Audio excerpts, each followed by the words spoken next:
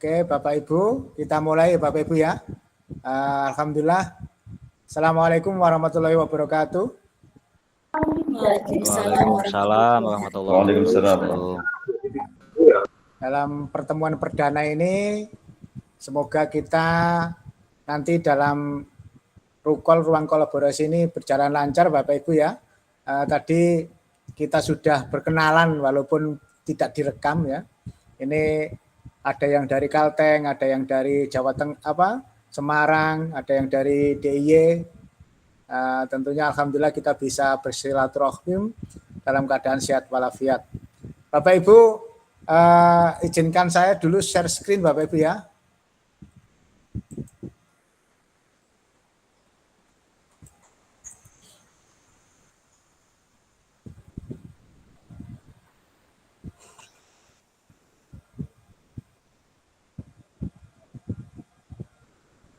Sudah kelihatan Bapak Ibu? Halo, kelihatan Bapak Ibu? Belum, Pak. Sudah, Pak. Sudah, Pak. Nah, memang mungkin masih OTW Bapak Ibu ya. Baiklah Bapak Ibu, kita sekarang memasuki ruang kolaborasi modul 1.4 budaya positif. Tentunya nanti adalah merupakan review materi mulai dari modul 1.1 sampai 1.4.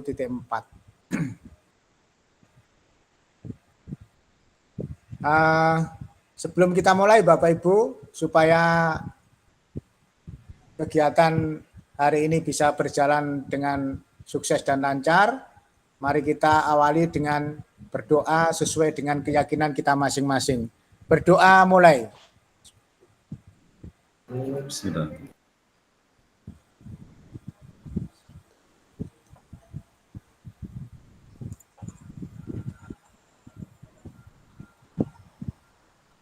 Berdoa selesai.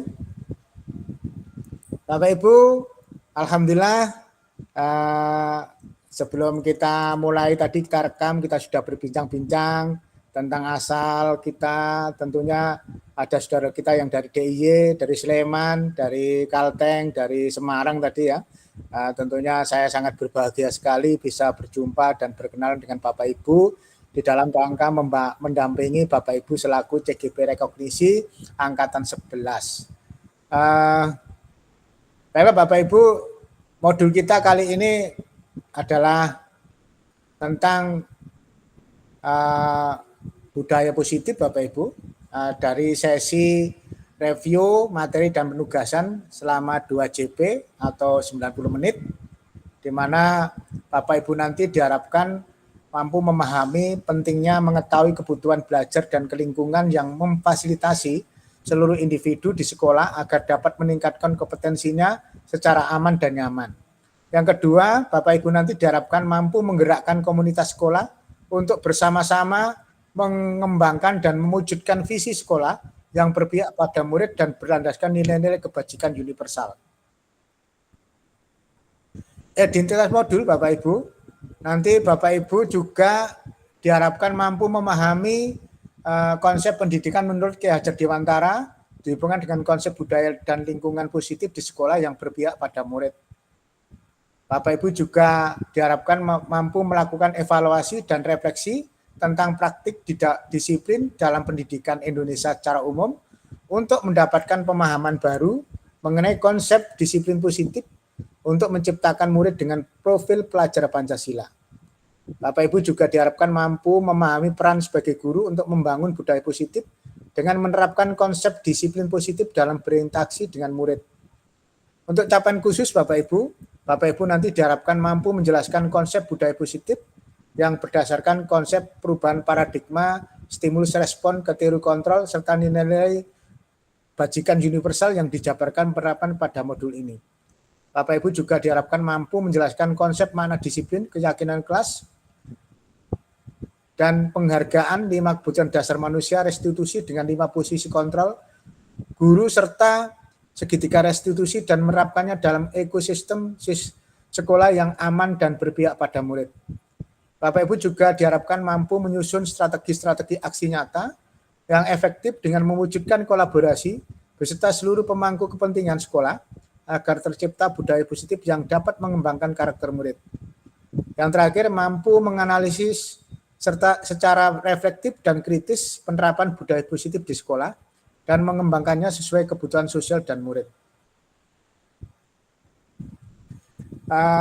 Lini masa kegiatan kita hari ini, yang pertama adalah pembukaan 10 menit, yang kedua review materi 60 menit, 3 review penugasan 10 menit, dan 4 penutup.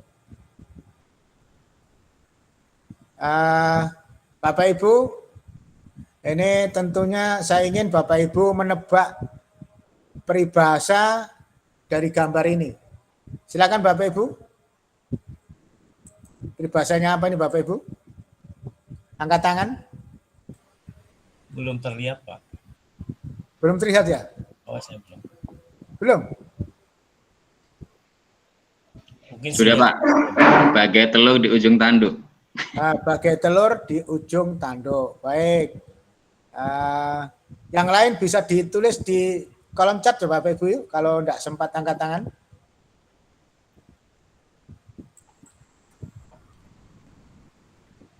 Pakai telur di ujung tanduk ya. Terus ini Bapak Ibu, yang kedua, yang lain juga bisa angkat tangan, juga bisa mengetik di kolom chat Bapak Ibu. Kita maksimalkan kolom chat ya. Monggo.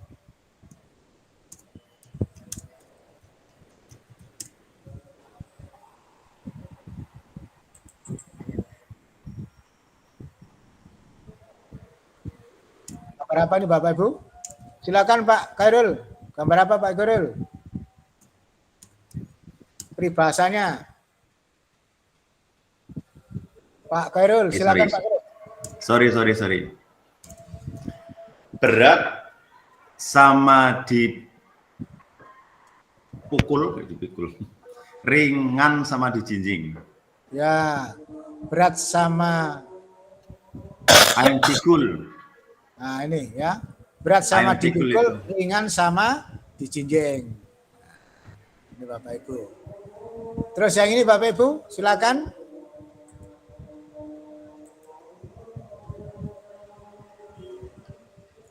Silakan yang lain bisa mengetik di kolom chat Bapak Ibu kalau udah angkat tangan. Monggo. Saya belum tampak tuh Pak, atau sinyalnya kurang kuat ya tempat saya. Oke, monggo Pak, Bu. Enggak apa-apa, Bu. Belum nampak ya, Bu? Iya, belum. Saya loh Pak. Mungkin faktor sinyal, Bu Kris. Iya. Yang lain kelihatan Bu Sri Winarti, silakan Bu Sri. Besar pasak daripada tiang. Besar pasak daripada tiang. Oke, kita lihat yang lain. Oh, enggak ada ya. Oke, kita lanjutkan lagi.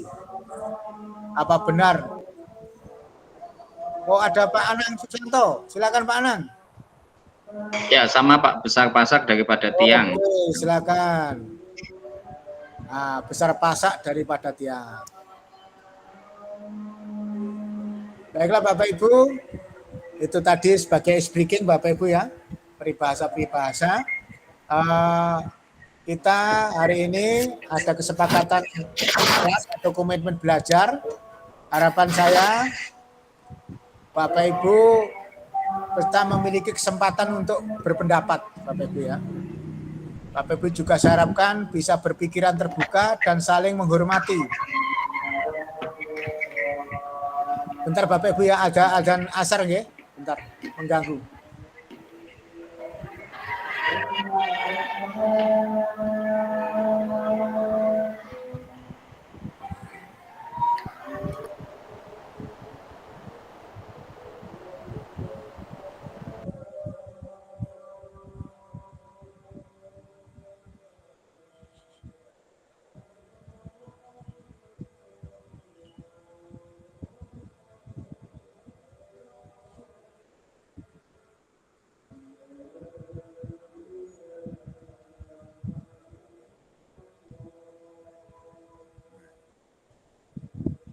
Baiklah Bapak Ibu, saya ulang lagi ya Bapak Ibu, komitmen belajar kita. Harapan saya kita semua bahwa seluruh peserta memiliki kesempatan untuk berpendapat. Jadi Bapak Ibu nanti punya kesempatan untuk berpendapat, silakan manakala saya ngomong terus Bapak Ibu ada yang ingin sampaikan langsung raise hand aja ya Bapak Ibu ya. Yang kedua, Bapak Ibu saya harapkan juga berpikiran terbuka dan saling menghormati. Di mana jika ada satu peserta berbicara, maka peserta yang lain mendengarkan dan berpendapat dipersilakan. Bapak Ibu juga harus berpartisipasi penuh tanpa dibarengi lain. Maksudnya jangan mendua atau mentiga Bapak Ibu ya. 6. Mengikuti sesi kelas dengan perasaan yang gembira dan bahagia.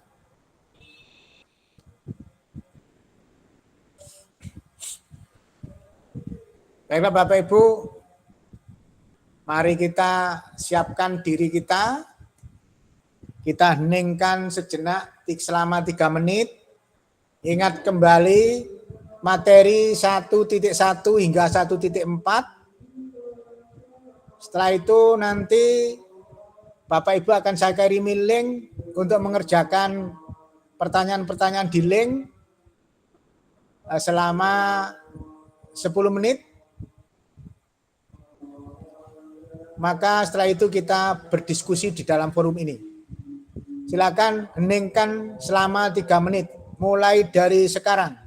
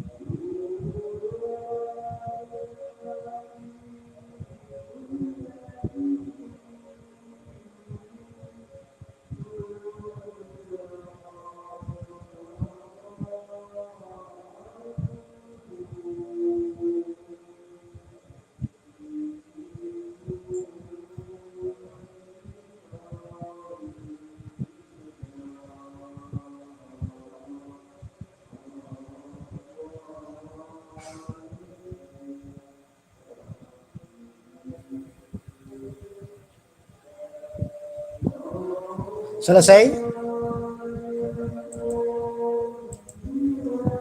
Masih ingat Bapak Ibu?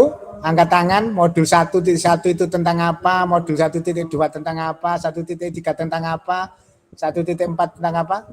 Monggo, perwakilan sukarelawan 1 orang. Monggo Pak Anang Susanto, silakan Pak. Baik Pak Sunarli dan Bapak Ibu, izin mereview, nanti misalnya ada kekeliruan mohon untuk saya dikoreksi. Untuk modul 1.1 adalah refleksi filosofis Ki Hajar Dewantara. Kemudian untuk 1.2 adalah nilai dan peran guru penggerak.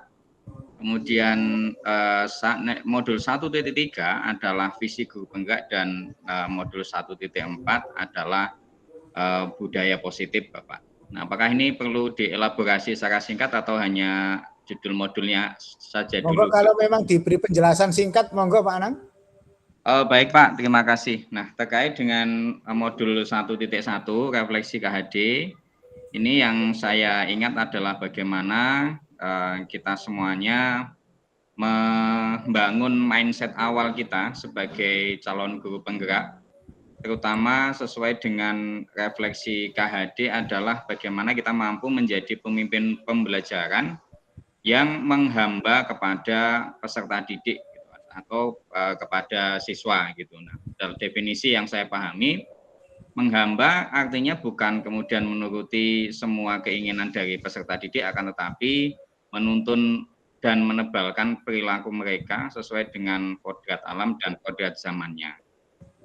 Kemudian untuk yang 1.2, ini adalah nilai dan peran guru penggerak. Ada beberapa peran. Yang pertama ada kolaboratif, kemudian ada berpusat pada peserta didik, itu ya. Tapi yang paling saya ingat dan saya ingat betul-betul bahwa salah satu nilai dan peran yang harus kita miliki dalam guru penggerak adalah bagaimana kita membangun pembelajaran yang berpusat pada peserta didik. Gitu. Ada juga di dalam modul tersebut adalah bagaimana kita meluaskan lingkar pengaruh kita. Artinya semakin perbuatan-perbuatan kita yang semakin besar peran kita, maka nantinya akan meluaskan secara tidak langsung pengaruh-pengaruh kita. Nah, yang 1.3 dalam visi guru penggerak ini bagaimana kita membentuk visi pribadi kita, visi pribadi yang tujuannya adalah berpusat pada peserta didik, kemudian mengejawantahkannya dalam satu prakarsa perubahan. Nah, kemudian prakarsa perubahan itu kita bentuk dalam atap atau dengan dalam prakarsa perubahan bagya, Bapak. Gitu. Nah, untuk 1.4 ini tentang budaya positif, nah, antara lain yang saya pahami adalah pemaknaan disiplin, kemudian bagaimana perilaku manusia, teori perilaku manusia, posisi kontrol guru, dan juga bagaimana melakukan segitiga restitusi dalam pembelajaran. Demikian Pak Sunarli, terima kasih. Terima kasih, luar biasa Pak Anang Susanto ya. Baiklah Bapak, ini tak kirimi link Padlet ya Bapak Ibu ya, link Padlet. Di kolom chat, Bapak Ibu kerjakan di bawahnya dengan mengetik komen, diberi nama, setelah itu baru mengetik jawabannya Bapak Ibu ya. Umpamanya Pak Anang Susanto ditulis Anang Susanto, baru menjawab pertanyaan. Jangan membuat plus ya Pak, tapi cukup ngeklik di bawahnya. Silakan dibuka Bapak Ibu.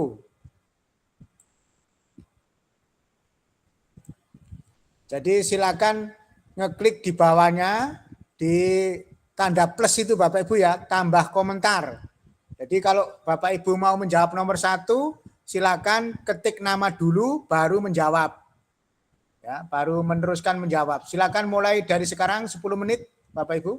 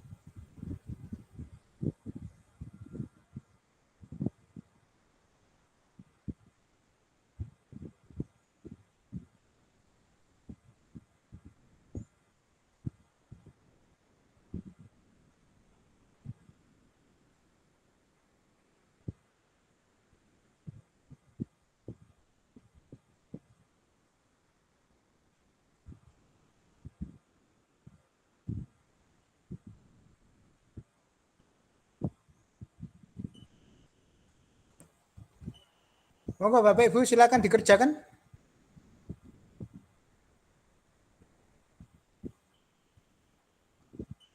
Ini masih ada Pak Anang Susanto. Perasaan saya sangat tertantang, antusias karena mendapatkan berbagai materi. Materi tersebut sangat berguna dalam meningkatkan pengembangan diri sekaligus memberikan pelayanan yang berorientasi pada peserta didik. Ini Pak siapa ini? Tidak ada namanya ini. Saya merasa bahwa guru memiliki peran yang sangat strategis untuk menjadikan siswa tumbuh sesuai kodratnya. Jadi tolong diberi nama ya Bapak Ibu ya. Atasnya diberi nama baru melanjutkan menjawab. Di tanda plus itu loh, tanda tambah itu di bawahnya itu. Monggo Bapak Ibu, lanjutkan Bapak Ibu. Ini baru masuk 3 orang ini, yang lain mana? Halo, yang lain Bapak Ibu. Bu Arta, gabung sudah 4 orang. Sejak bergabung di PGB, saya merasa tertantang terutama saat harus menghamba kepada murid. Oke. Punya saya Pak, muncul nggak Pak? Sinyalnya kurang bagus di sini. Pak siapa? Pak siapa? Pak Abri Pak. Pak? Pak Abriansa. Oh muncul Pak, muncul Oh, iya. Pak, muncul Pak. Tempatnya Muncul. emang nggak bisa di-enter Pak. Oh oke, muncul Pak, muncul Pak. Muncul. Oke. Oke.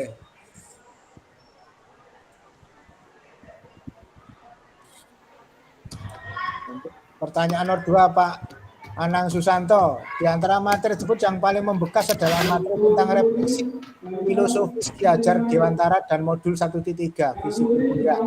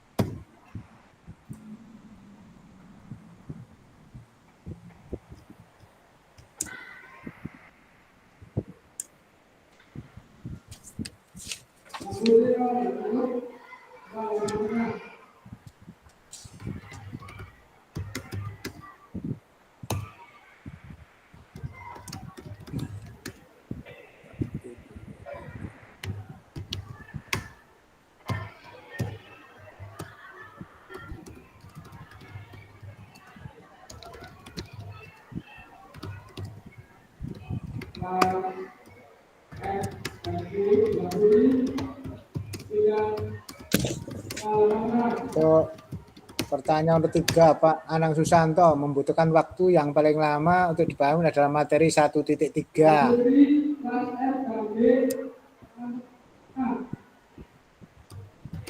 Kalau Pak Abriansa modul 1.3 juga. Kalau Pak Anang Susanto yang ingin dibagikan ke rekan sekolah itu 1.4. Karena budaya politik merupakan salah satu pilar penting dalam pendidikan karakter dalam ekosistem di sekolah. Oke.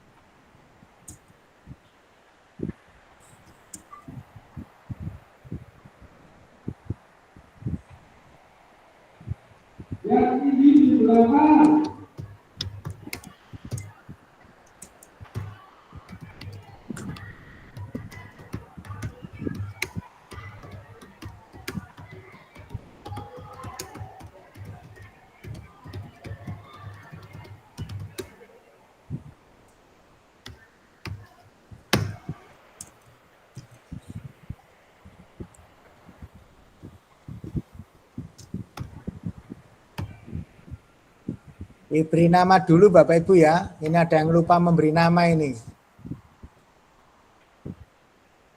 Supaya tahu siapa yang mengerjakan ini. Seperti ini Pak Khairul, benar ya. Ya,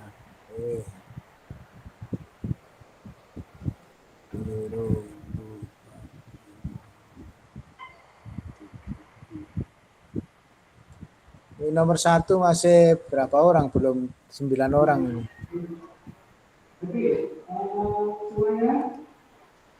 Untuk nomor 5 masih 3 orang. Nomor 4 masih 2 orang. Nomor 3 1, 2, 3, 4, 5, 6, 7 masih 7 orang. Nomor 2 1, 2, 3, 4, 5, 6 orang. Dikerjakan semua Bapak Ibu ya. Jangan sampai ada yang terlewat.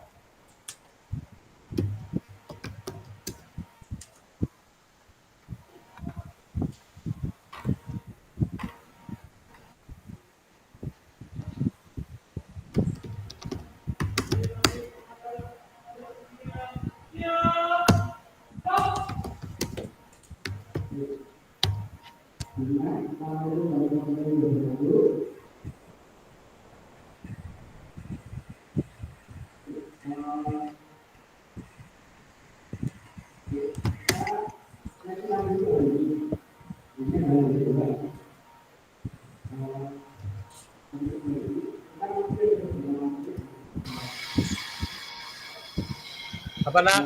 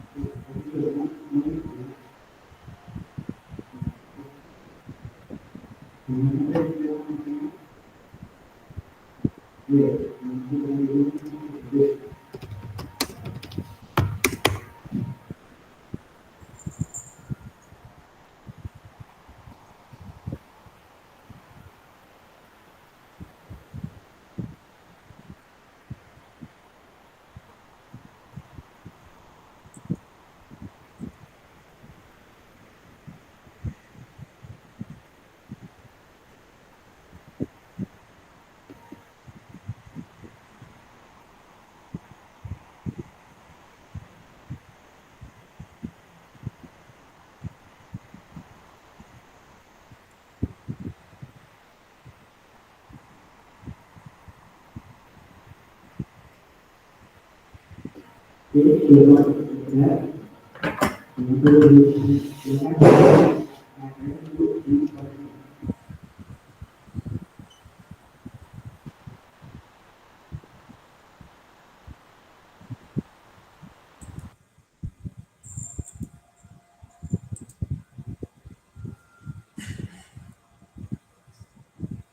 selesai Bapak Ibu? 10 menit. Mari kita lanjutkan dengan diskusi Bapak Ibu. Nanti Bapak Ibu kita akan berdiskusi pada masing-masing modul selama 10 menit. Dan harapan saya nanti ada 3 orang ya, 3 orang yang akan membagikan jawaban sendiri dari Padlet ya. Dan Bapak Ibu akan mendapat giliran selama 2 menit. Ya. Sisa waktu yang lain digunakan untuk Bapak Ibu yang lain. Gini Bapak Ibu, mungkin ada yang ingin menyampaikan pemahamannya tentang modul 1.1. Ini kita diskusikan selama 10 menit Bapak Ibu. Ya. Silakan Bapak Ibu. Mungkin ada yang ingin menyampaikan pemahamannya tentang modul 1.1. Nanti kita saling memberikan penguatan. Mangga. Bu Aryani, silakan. Bu Aryani Arta Kristanti, silakan Bu. Kalau memang sinyalnya lemah bisa off cam Bu Aryani. Mic-nya di-unmute Bu. Oke. Terima kasih Pak Sunarli, Sugeng Siang. Assalamualaikum, salam sejahtera untuk kita semua. Mohon maaf tadi saya terlambat karena sudah tua Pak laptopnya Pak. Orangnya sudah tua, laptopnya juga sudah tua, jadi loadingnya lama. Oke Bapak Sunarli teman-teman, kalau saya memahami tentang modul 1.1 itu saya tertarik dengan filosofi Ki Hajar Dewantara di mana guru itu harus mau menuntun. Di samping menuntun juga guru harus jadi pamong ya. Dan juga yang paling ekstrim adalah guru harus menghamba. Itu yang membuat saya shock awalnya pada saat mengenal tentang filosofi dan pemikiran Ki Hajar Dewantara. Waduh, berat sekali ya, guru harus menghamba, guru harus menuntun, guru harus jadi pamong ya, seperti petani yang harus merawat. Tapi yang luar biasa yang saya rasakan adalah menuntun pamong petani Pak, menanam ya. Jadi saya saat itu berpikir bahwa semua anak murid saya itu bisa saya jadikan seperti yang saya inginkan, jadi sepinter seperti yang saya inginkan. Dan itu ternyata salah besar. Pada saat kita belajar menanam tanaman, kita nggak mungkin bisa mengubah padi kok jadi jagung. Tanaman padi, kita nanam padi nggak mungkin berbuah jadi jagung. Atau kita nanam rumput ternyata akan berbunga seperti mawar, nggak mungkin. Jadi yang bisa saya lakukan pada saat saya jadi petani itu ya saya akan merawat padi itu sebaik mungkin sehingga bisa menghasilkan bulir-bulir yang besar atau mungkin juga tahan hama dan seterusnya. Nah itu yang harus kita terapkan sebagai guru, bahwa sebagai guru kita nggak bisa mengubah anak didik kita.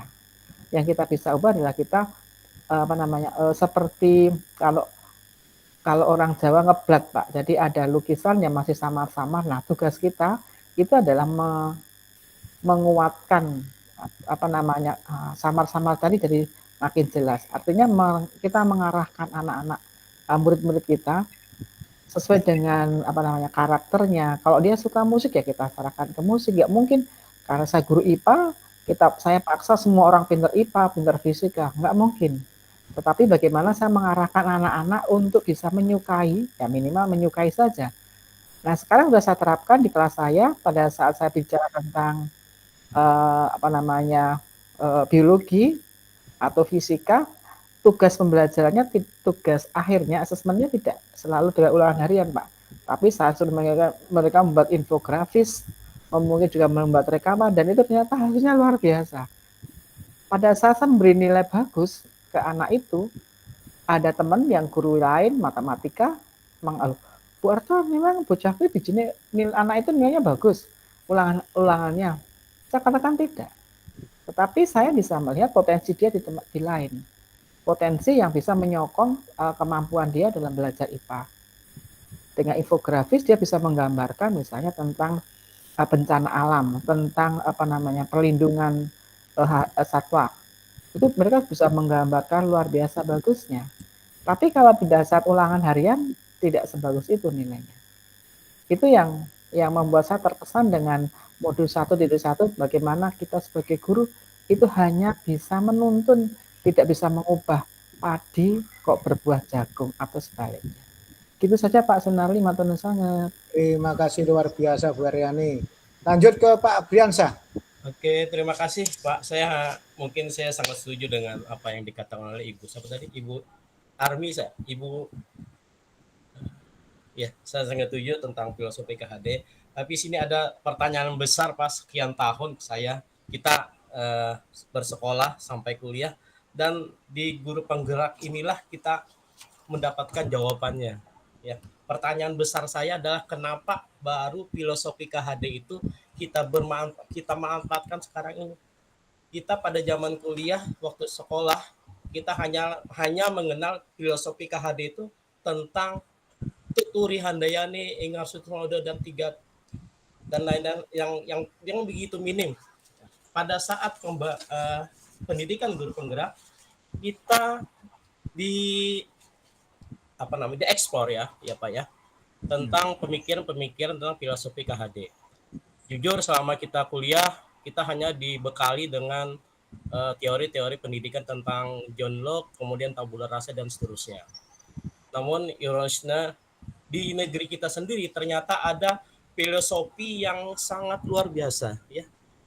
Pemikiran KHD yang justru itu sangat cocok kita terapkan di negeri kita ini. Saya pun begitu memahami bahwa pemikiran KHD itu sangat cocok dengan kondisi tentang kondisi masyarakat Indonesia ya. Terlebih dari saya sebagai pribadi Pak, bagaimanapun juga pemikiran KHD ini lebih menghargai kepada kodrat alam dan kodrat zaman. Kodrat alam dan kodrat zaman, dan juga perihal tentang bagaimana menghamba pada murid, menuntun murid dan seterusnya. Mungkin selama ini hal tersebut masih jarang kita terapkan dalam pengajaran kita. Mengingat metode pendidikan yang kita terima selama ini, saya katakan di awal tadi, adalah metode pembelajaran yang berkiblat kepada filosofi barat ya. Saya katakan di depan tadi tentang teori John Locke, tabula rasa dan seterusnya. Tentunya kita sadar juga ya Bapak Sunarli ya, juga rekan-rekan, bahwa untuk mengimplementasikan pemikiran KHD bukan hal yang mudah ya. Dalam setiap kesehariannya yang merubah mindset ya, utamanya guru-guru, teman-teman guru, bahkan kita sendiri juga merubah mindset itu sangat susah sekali. Tapi saya yakin kita sebagai guru penggerak, sebagai salah satu agen perubahan, bisa menerapkan pemikiran KHD ini semua. Saya kira demikian Pak. Mengapa saya katakan Pak Ivan. Nanti saya katakan kenapa luar biasa dalam tanda petik kan. Ya. Kenapa baru sekarang kita temukan hal-hal seperti ini. Terima kasih Pak Sunardi. Ya, terima kasih Pak, luar biasa. Pak Khairul Arifin, silakan Pak. Mangga. Makasih Pak Nardi. Jadi masih di modul 1.1 ya. Artinya ketika kemudian dari Bu Arta dan di modul itu menyadarkan kita tentang tanggung jawab kita terhadap murid yang tidak ringan ya. Kemudian tadi diangkat tentang kodrat alam, kodrat zaman. Saya berpikir gini Pak, bahwa ini satu momentum yang bagus gitu. Karena memang di hari-hari ini itu perubahannya itu kan begitu cepat Pak. Begitu cepat perubahan Bapak Ibu ya. Begitu cepat perubahannya, dari beberapa tahun kemarin menjadi seperti ini, dan besok akan berubahnya sangat cepat. Mungkin kalau generasi saya, Bu Arta, yang sepuh itu mengalami betapa ketika kita kecil masih seperti itu, ketika kita remaja seperti itu, ketika dewasa dan seterusnya, itu betul-betul perubahannya itu cepat gitu, cepat sekali. Dan itu saya tertarik dengan filosofinya beliau, Ki Hajar, itu karena tuntutannya adalah kodrat zaman. Nah, poin yang ingin saya angkat begini, ketika kita memahami tentang kodrat zaman yang perubahannya begitu cepat, maka ada satu tuntutan yang harus kita penuhi, yaitu bahwa kita pun selalu berubah. Kita harus melakukan sebuah proses adaptasi menjadi seorang guru yang tidak pernah sambat dengan perubahan kurikulum. Begitu. Kalau hari ini kita ditemukan mutiara namanya kurikulum merdeka. Dan ketika besok akan berganti lagi kurikulum, kenapa kita harus sambat gitu? Karena biasanya itu biasa. Ini di kampung saya, itu ketika ada kurikulum, Allah ganti menteri ganti kurikulum gitu. Loh, kenapa kita sambat? Bukankah ada sebuah tuntutan bahwa kita harus mampu melakukan sebuah proses adaptasi terhadap perubahan apapun. Kenapa? Yaitu kodrat zamannya begitu gitu. Itu aja Pak. Jadi poinnya, yuk guru juga harus berubah gitu. Berubahnya dari mana? Dari visinya. Maka kemudian kalau nanti kita tarik sebuah benang merah, keren banget. Jadi mohon izin, saya mengapresiasi sangat tinggi kepada Bapak atau Ibu-Ibu penyusun materi guru penggerak. Itu keren banget. Jadi dari awal tentang filosofi Ki Hajar, kemudian visinya kita, kemudian cara bergeraknya, itu keren banget. Terima kasih Pak Narli. Ya, apalagi kalau kita koneksikan Pak ya, materi nomor 1 sampai nanti 3.3 luar biasa Pak memang. Luar biasa Pak, serius benar Pak. Jadi, itu apresiasi luar biasa. Seperti apa yang disampaikan oleh Bu Aryani, Pak Abriansa, Pak Galuh tadi, bahwa memang modul 1.1 ini luar biasa. Kita sebelumnya tidak pernah mengenal kodrat alam, kodrat zaman ya. Tadi sama oleh Bu Arya bahwa nggak mungkin kita menanam jagung itu terus berbuah padi, itu kan nggak mungkin ya. Jadi nggak mungkin. Jadi itu sama saja dengan beralih kodrat kan itu ya. Jadi kodratnya padi ya tentunya berbuah padi, kodratnya jagung ya berbuah jagung. Ini yang membuat kita menyadari yang selama ini tertidur lama ya, kita dibangunkan oleh filosofi yang ternyata lahir dari tanah air kita sendiri ya. Yang selama ini kan kita berteori banyak tentang asing ya, tapi ternyata kita melupakan teori anak bangsa kita ya, yang luar biasa ini Bapak Ibu ya, tentang kodrat alam, terus bagaimana kita menebalkan kodrat alam. Tentunya yang ditebalkan ini yang baik ya Bapak Ibu ya, yang buruk ditipiskan gitu bahasanya, bahkan kalau bisa dihilangkan yang buruk, yang baik kita tebalkan. Terus ada filosofi menghamba ya Bapak Ibu, menuntun ya. Tentunya menuntun ini kita ada di samping idealnya Bapak Ibu ya, tidak di belakang atau tidak di depan. Jadi yang namanya menuntun itu idealnya ada di samping anak atau orang yang kita tuntun. Kalau kita ada di belakang nanti ya bisa sih tapi tidak ideal gitu ya. Di depan pun juga bisa tapi tidak ideal. Idealnya ada di samping kiri atau di samping kanan kalau kita bahasa menuntun. Sama Bu Arya, dulu saya juga gitu. Kata-kata menghamba itu protes awal-awal dulu itu. Kok menghamba ini ya? Kita disuruh menghamba pada anak itu awalnya. Ternyata itu filosofi kata-kata yang memang kita di hadapan anak itu kita harus benar-benar bahwa kita mendekatkan diri pada anak. Sehingga ada filosofi juga bahwa kalau kita ingin mengambil tangannya, ambillah hatinya. Nah, itu kan juga harus ada chemistry ya. Hatinya sudah kita ambil sehingga anak-anak mau kita ajak kemana maka anak-anak akan mau. Jadi kalau ingin mengambil tangannya, ambillah hatinya. Ini demikian Bapak Ibu, 10 menit sudah kita lewati, kita beralih untuk yang modul 1.2. Silakan Pak Abriansa, maaf ya, kita beralih ke modul 1.2. Pak Abriansa, siapa Pak Abriansa? Gantian Bu Irma ya. Pak Abriansa nanti yang kedua Pak Abriansa ya.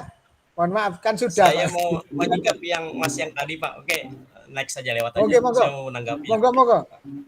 Oke.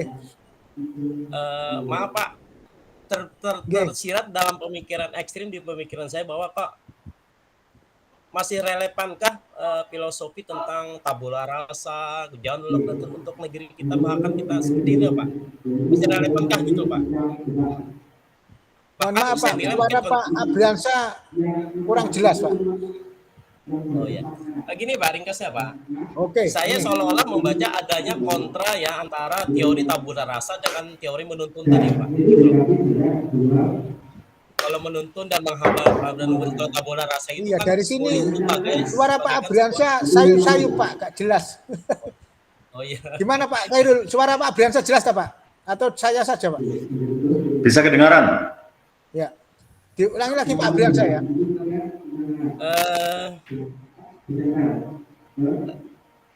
Halo, ya.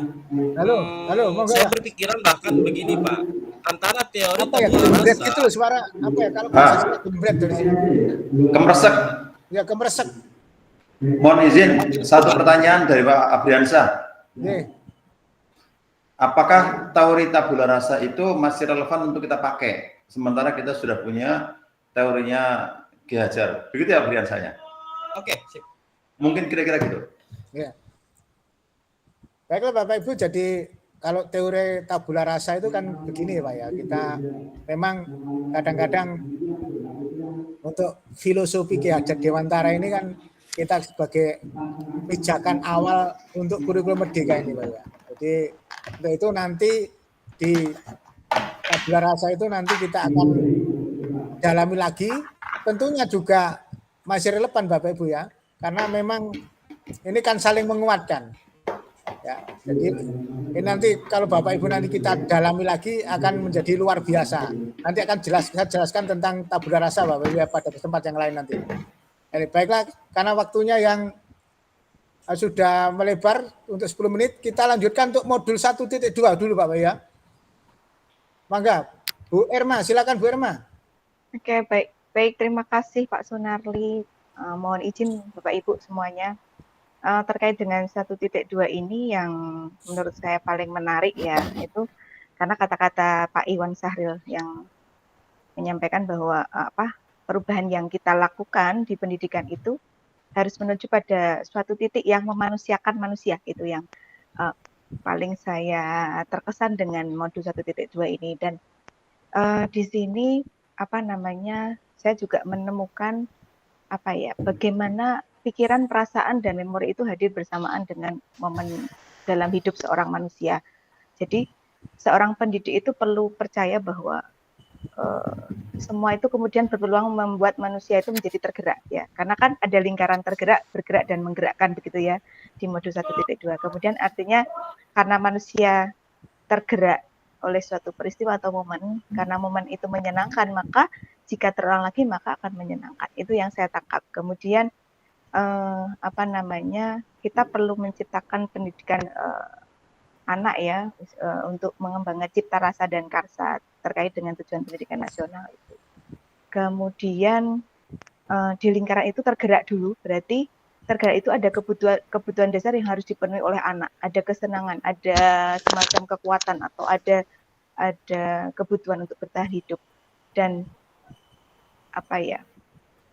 kemudian setelah dari tergerak itu, dari kemudian memahami otak juga ya, kemudian memahami otak, bagaimana otak itu bisa cepat dan lambat merespon, kemudian bagaimana manusia itu bergerak, yang dilandasi oleh adanya budi pekerti yang akan memerintah dan menguasai diri sendiri itu, atau yang disebut mandiri.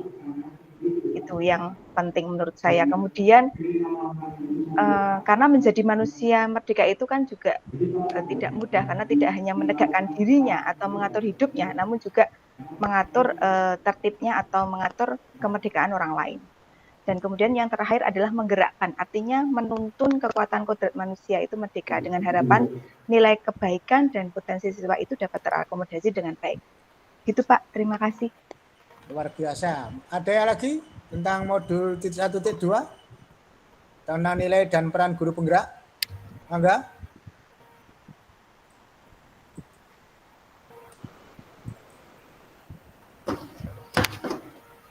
Ayo. Silakan Bu Sri Winarti. Iya. Silakan. Baik, Pak. Terima kasih atas kesempatan yang diberikan.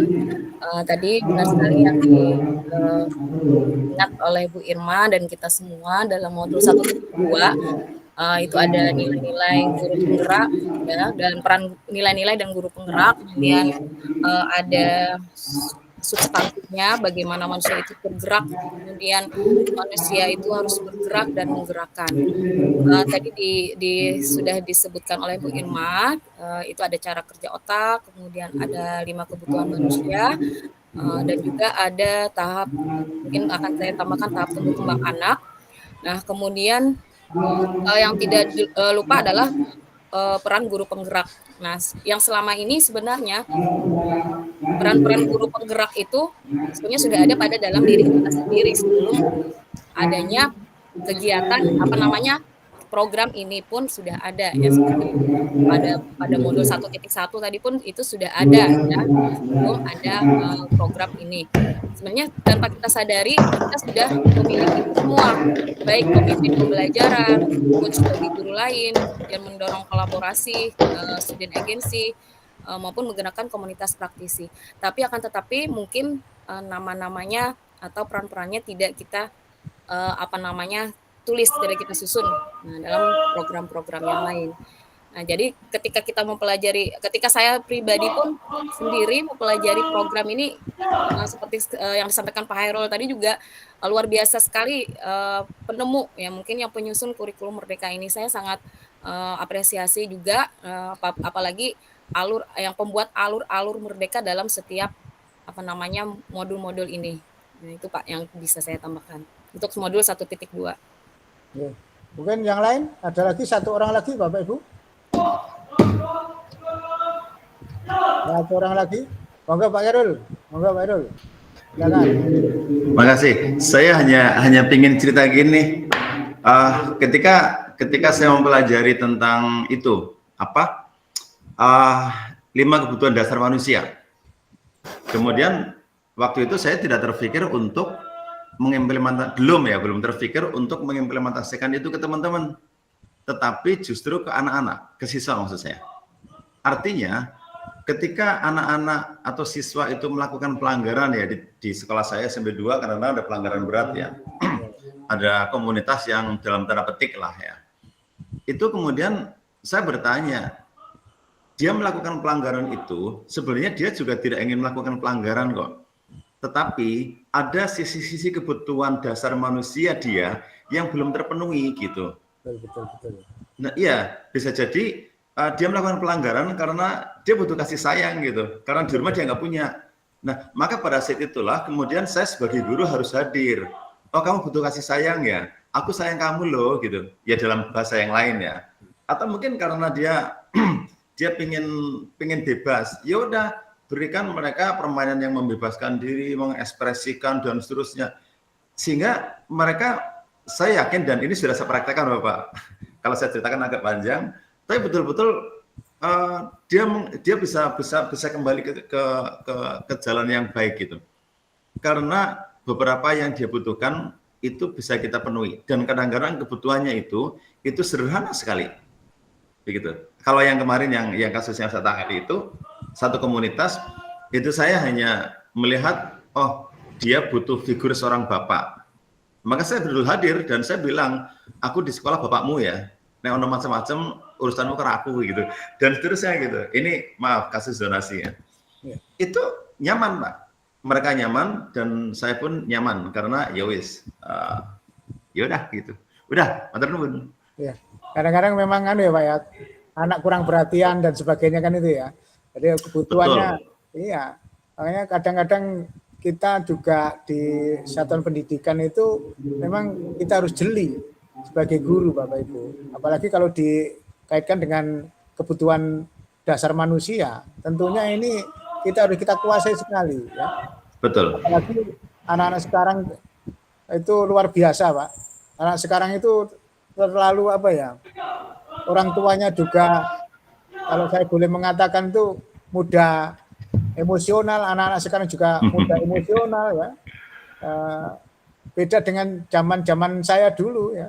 Kalau saya dulu dihukum guru gitu ya, pulang lapor nggak malah dibantu, malah ditambahi lagi hukumannya itu.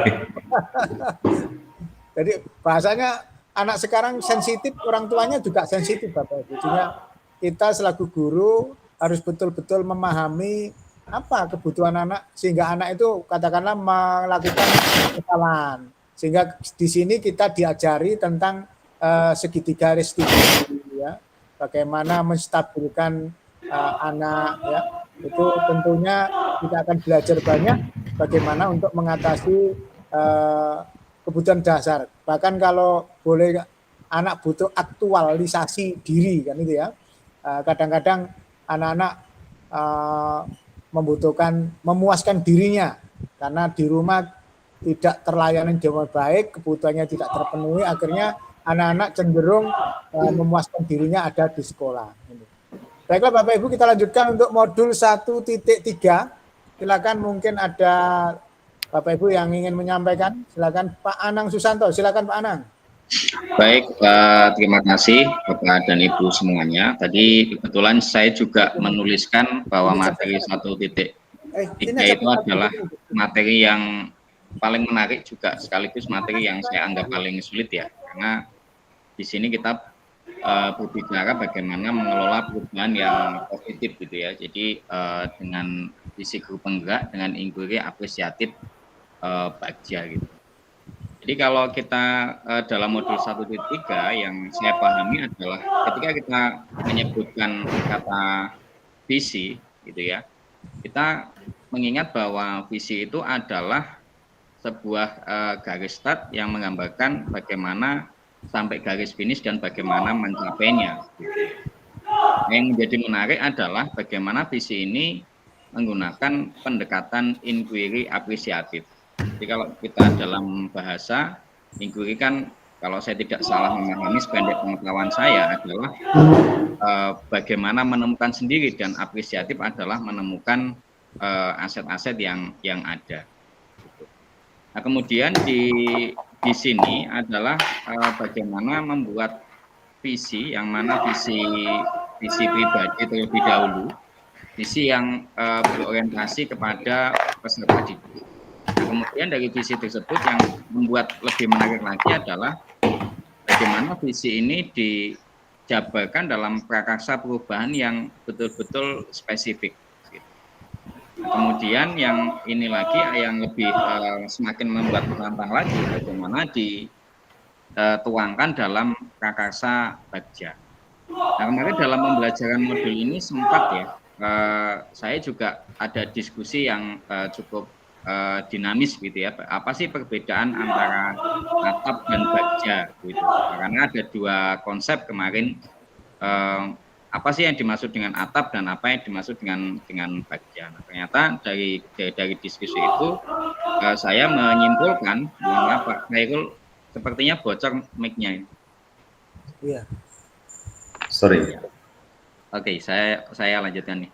Jadi dalam atap itu ternyata dari diskusi tersebut saya pahami bahwa atap ini lebih kepada prakarsa perubahan yang bersifat di dalam kelas begitu, atau bukan bersifatnya institusional atau organisasional. Sementara ketika menerapkan bagja itu lebih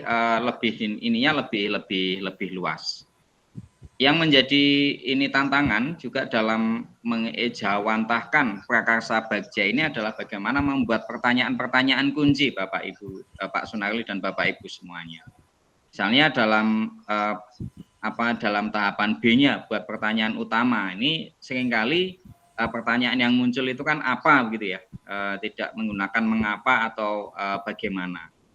Kemudian dalam ambil pelajaran, nah di sini adalah bagaimana pemberdayaan aset, namun melalui pertanyaan-pertanyaan yang menggiring kita pada pemberdayaan aset, karena kata kunci perubahan ini adalah bagaimana perubahan ini berdasarkan aset atau kelebihan yang dipunyai begitu, sehingga orang yang akan kita ajak berubah atau minimal diri kita sendiri itu tidak bersikap defensif, karena kalau orang dicari kelemahannya atau kekurangannya pasti akan bersifat defensif. Kemudian pada gali mimpi ini juga saya belajar bagaimana kita menginventarisasi apa sih kebiasaan-kebiasaan baru yang kita bayangkan akan terjadi dari prakarsa perubahan kita. Kemudian dalam jabaran rencana itu juga ada pembagian tugas, siapa yang akan melakukan apa, bagaimana dan kapan. kemudian juga sudah ditentukan apa langkah kecilnya, apa langkah menengahnya, dan apa langkah besar atau inovasinya, sehingga secara sistematis setiap orang yang terlibat dalam rencana tersebut bisa melakukan perannya masing-masing. Dalam atur eksekusi, di sini pihak-pihak yang terlibat, siapa yang bertanggung jawab, dan bagaimana monitoringnya atau penjaminan mutunya juga sangat dianjurkan untuk ditulis dalam pertanyaan, dan itu menjadi tolok ukur dari prakarsa perubahan yang sudah disusun. Begitu Pak Sunarli dan teman-teman. Yang menarik bagi saya, kata kuncinya bagi saya adalah bagaimana prakarsa perubahan ini berbasis aset. Ini adalah sesuatu yang baru begitu Pak bagi saya pribadi, karena selama ini kan kalau kita ingin melakukan perubahan itu identik dengan mencari kekurangan dan mencari kesalahan orang lain, bukan justru mencari aset yang ada atau kelebihan yang ada untuk menutupi kekurangan itu sendiri. Demikian Pak Sunarli dan Bapak Ibu semuanya, terima kasih. Terima kasih Pak Anang. Pak Abriansyah nanti ya, Pak Pajar dulu Pak Abriansyah ya. Maaf ya Pak Abriansyah, baru nanti Pak Abriansyah. Pak Pajar dulu, silakan Pak Pajar. Terima kasih. Mohon izin Bapak Sunarli sedang diklat, jadi saya off cam Bapak. Izin sharing Pak Sunarli dan teman-teman semua mengenai modul 1.3 ini, yang sharing dari saya yang saya alami sangat menarik. Saya sangat terkesan karena di sini juga memunculkan inquiry apresiatif. Saya menyambung dengan Mas Anang tadi, Pak Anang, bahwa untuk melaksanakan suatu visi ataupun prakarsa perubahan tersebut, kita malah berpihak pada apa yang kita miliki, bukan apa yang kita tidak miliki, bahwa memang target ke depan visinya seperti ini, tetapi tidak dilihat aku kurang apa, ternyata di sekolahku nggak ada, ternyata bagaimana melaksanakannya menimbulkan kebingungan. Tetapi di sini sangat buka bahwa mari kita berkolaborasi menemukan hal yang positif, entah dari diri sendiri, entah dari rekan kerja, apa yang dimiliki sekolah, kemudian di alam sekitar sekolah. Dan juga saya menemukan sendiri di sekolah saya ada aset yang tidak terlihat, yaitu sebenarnya alumni. Bahwa alumni dari anak-anak kita itu mungkin sudah jadi pejabat, sudah jadi pengusaha, entah itu dia di dinas pendidikan. Ini ternyata setelah digali, kita ajak obrol, komunikasi, sangat welcome, sangat membantu, bahkan mereka menunjukkan loyalitas ya. Iya Pak, apa yang kami bantu, nanti rekan-rekan satu angkatan dan sebagainya lah. Ini muncul Pak, muncul bahwa inquiry apresiatif ini tidak melihat apa yang kekurangan, apa yang tidak kita punya, tetapi sangat melihat apa yang hal positif yang dimiliki. Demikian Pak Sunarli dan teman-teman, terima kasih. Terima kasih, luar biasa Pak Fajar. Lanjut Pak Abriansyah, monggo. Silakan Pak Abri. Terima kasih Pak. Saya izin off kamera Pak ya. Dari tadi klik tapi nggak muncul kamera saya. Kalau ya off cam aja ya Pak, betul Pak, karena suaranya putus-putus. Jujur Pak, modul yang saya tadi di Padet menunjukkan modul yang sangat menarik dan agak susah bagi saya pribadi adalah modul 1.3 ya. Di sana kita dikenalkan dengan kanvas bagja dengan inquiry apresiatifnya. Jujur saya mengalami kesulitan Pak, pada saatnya bingung dan belum terlalu paham bagaimana konsep dan alurnya. Bahkan contoh yang disajikan di dalam modul RLS pun belum cukup untuk menjawab kebingungan saya Pak.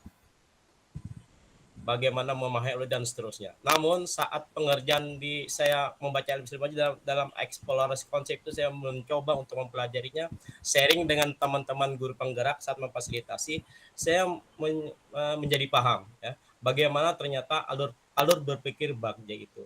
Saya mengerti poinnya bahwa untuk mengerjakan kanvas bagja kita harus berangkat dari tujuan, visi dan impian yang kita bayangkan. Seperti itu Pak. Kemudian ternyata juga di dalam untuk mewujudkan visi dan impian sekolah, menciptakan perubahan yang lebih berpihak kepada murid, maka dibutuhkan sebuah paradigma dan alur berpikir. Ternyata bagja itulah hal yang sangat gampang ternyata ya, bukan sangat gampang, sangat mudah untuk mewujudkan impian-impian dalam sebuah visi. Jadi kita merasa terbantu dengan alur bakya, dengan pendekatan IE-nya, inquiry apresiatifnya, kita sangat membantu sekali dalam mengidentifikasi kekuatan-kekuatan yang dimiliki sekolah. Yang mana saya baru paham tadi, baru ngerti ternyata yang dikatakan oleh Bapak Tri tadi ya, yang sebelum tadi, bahwa aset yang terpenting itu adalah ada pada alumnus. Ya, itu luar biasa. Saya ya benar ya, alumnus itu salah satu aset untuk merupakan salah satu kekuatan sekolah untuk mewujudkan visi dan misinya. Ya, seperti itu Pak kira-kira. Jadi untuk menerapkan pendekatan inquiry apresiatif, guru kita dapat membantu siswa untuk mengembangkan potensi dirinya, menjadi pribadi yang lebih baik dan berkontribusi bagi masyarakat. Tentunya juga ya visinya adalah bagaimana membawa sekolah menjadi sekolah yang sangat bermanfaat bagi lingkungan sekitar. Saya kira demikian Pak. Terima kasih Pak Friansyah, luar biasa. Jadi pada modul 3 ini, Bapak Ibu, modul 1.3 ini memang kita diajarkan bagaimana menyusun visi, terus prakarsa perubahan, terus juga membuat tahapan bakja atau boleh dikatakan kapas bakja itu ya Bapak Ibu ya. Banyak dari teman-teman di dalam menyusun visi itu kata-katanya menggunakan kata kerja yang kalau menurut saya perlu diluruskan Bapak ya. Kalau yang pernah saya ikuti atau pengalaman saya bahwa menyusun kata-kata visi itu menggunakan kata kerja pasif. Kata kerja pasif. Terwujudnya, terbentuknya, terciptanya, terselenggaranya, dan sebagainya. Jadi itu kata kerja pasif. Baru nanti kalau di misi ya atau di prakarsa perubahan nanti boleh Bapak Ibu menggunakan kata kerja aktif ya. Menumbuhkan, menanamkan, mewujudkan, membentuk, menciptakan, mengembangkan, meningkatkan dan sebagainya. Itu yang perlu kita sampaikan berbagi pengalaman saya. Tapi ini pun juga tidak menjadi keharusan, tapi harapan saya di dalam penyusunan visi misi di Bapak Ibu nanti baik itu nanti apakah di CGP maupun di CGP rekognisi, karena CGP itu kan nanti diprioritaskan menjadi KS dan PS Bapak Ibu. Makanya saya perlu mendampingi teman-teman CGP untuk bisa menyusun visi dan prakarsa perubahan. Tentunya di dalam visi ini harapan saya hindari frasa profil pelajar Pancasila. Ini di pekerjaan visi itu hindari profil pelajar Pancasila. Jadi maunya terwujudnya generasi yang sesuai dengan profil pelajar Pancasila. Itu hindari Bapak Ibu. Boleh Bapak Ibu terwujudnya generasi yang cerdas, sehat, dan berwawasan lingkungan. Nanti prakarsa perubahannya memang mengacu pada pembelajaran di kelas ya, di kelas Bapak Ibu, meningkatkan apa dengan media apa atau dengan model pembelajaran apa dan sebagainya. Ini tentunya perlu saya sampaikan sehingga monggo Pak Abrian silakan. Mumpung saya ingat Pak, kebetulan kami beberapa saat lalu sudah menyusun visi misi sekolah. Yeah. Benar kata Bapak, kalau di dalam visi itu dengan kata kerja yang pasif, kata-kata ter, ya. Kemudian di dalam misi juga kata-kata ter juga bisa Pak ya, karena turunannya kan visi, misi, dan tujuan. Nah di tujuan itu baru kita menggunakan kata-kata operasional yang aktif mewujudkan siswa yang mewujudkan siswa yang berprofil Pancasila dan seterusnya. Jadi seperti itu. Kemudian ada indikator di bawahnya. Jadi itu oke. Yes. Gini Pak, kalau pengalaman saya pribadi ya. Jadi kalau di visi itu terwuter ya kata ter, nah itu ada indikatornya. Ya, setelah itu kalau di visi itu menggunakan kata-kata mewujudkan. Nah kalau di tujuan Bapak Ibu ini sudah mengacu ke hasil. Contohnya sekolah memiliki kurikulum yang sesuai dengan panduan.